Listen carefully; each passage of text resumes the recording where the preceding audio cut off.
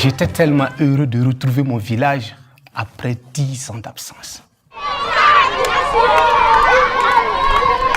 Les enfants couraient. Grand frère est venu, grand frère est venu. Les voisins aussi venaient de partout.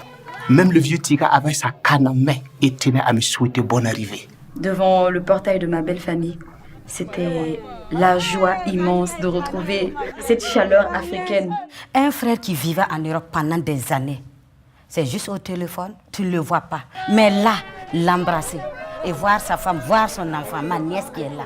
Toutes les nuits que je n'ai pas dormi, que je pensais à lui, je voulais le voir, le serrer dans mes bras et voir ma petite fille qui porte mon nom. En Europe, là-bas, on s'en fout de toi. Tu es arrivé, c'est pas leur problème. Mais ici, chez nous, on sent que, ouais, il y a une chaleur humaine qui règne.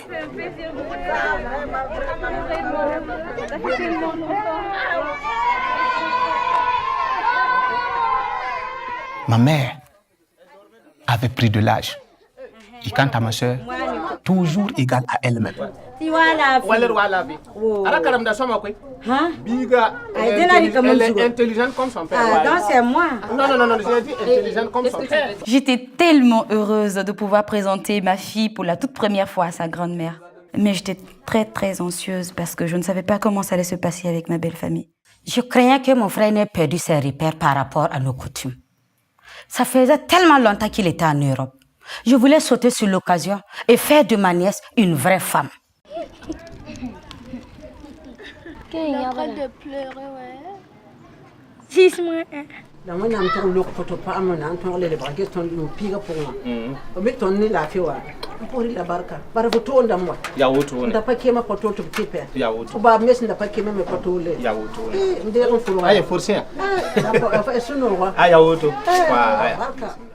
Puis un jour, arriva cette histoire. Alors j'ai un petit cadeau pour vous.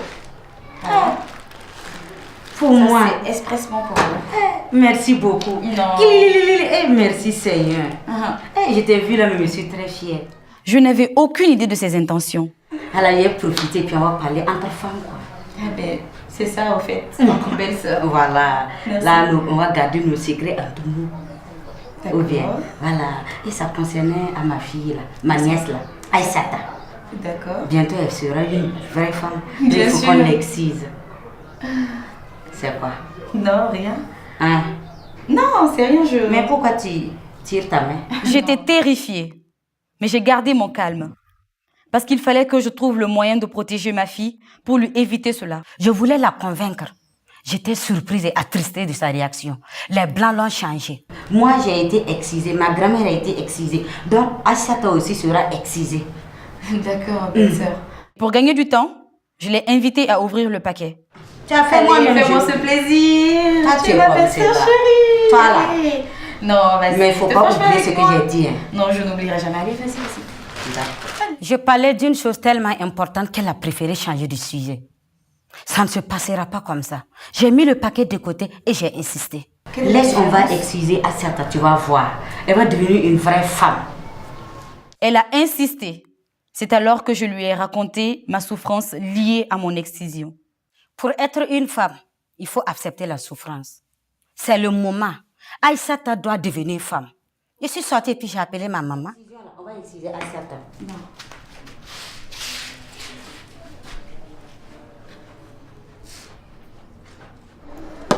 Ah, pourquoi tu l'as mis là? Une idée me tournait dans la tête. Et si cela avait été planifié avec mon mari? Par après, je me suis rendu compte que nous n'avions jamais abordé le sujet de l'excision. Moi, faire exciser ma fille. Mais attendez, comment peut-elle penser ça de moi, même si nous n'en avons jamais parlé?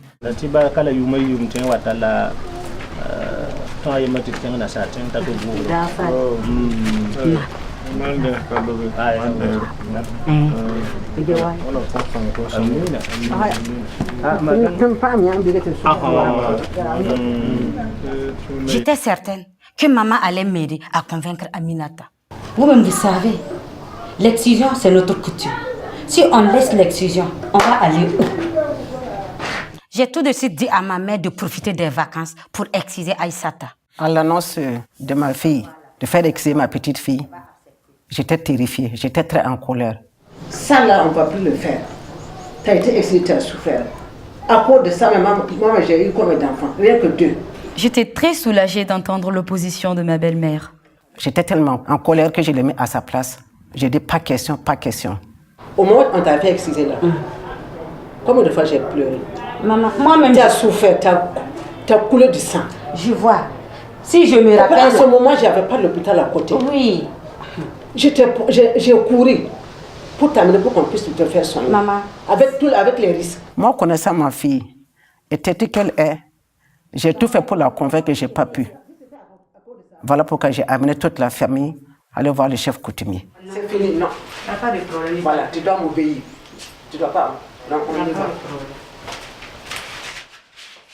J'étais très inquiète car je ne connaissais ni la position de mon mari, ni celle du chef coutumier. Quand j'ai vu ma mère, ma soeur et ma femme sortir de la chambre, je suspectais que quelque chose se tramait. Mais honnêtement, j'étais très loin d'imaginer qu'elle parlait de l'excision de ma fille.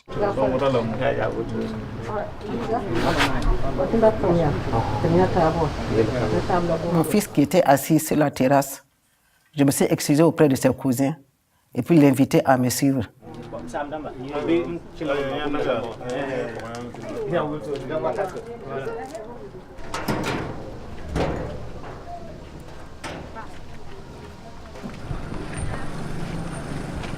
Après la salutation du juge chez le chef coutumier, j'ai exposé le problème. Le chef coutumier a pris la parole.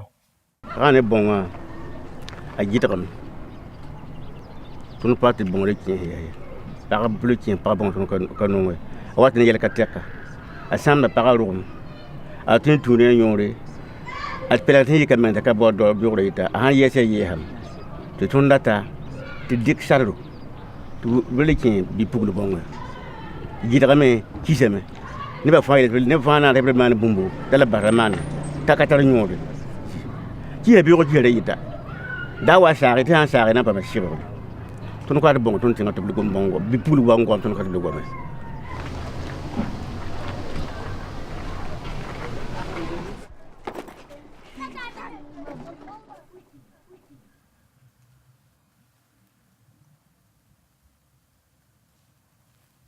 On aurait vraiment dû en parler. Je suis confuse. Et ma fille, tu m'as souffert des suites de l'excision. Maman, je sais que j'ai souffert. J'ai tellement souffert que j'ai failli mourir. Mais c'est à nous de conserver nos traditions. Une fille non excisée ne trouverait jamais de mari. Mais ma fille, les bonnes traditions, on doit les conserver. Mais les mauvaises, on doit les bannir à jamais. Notre fille Aïssata ne sera pas excisée. J'espère que les autres filles du village bénéficieront de cette décision.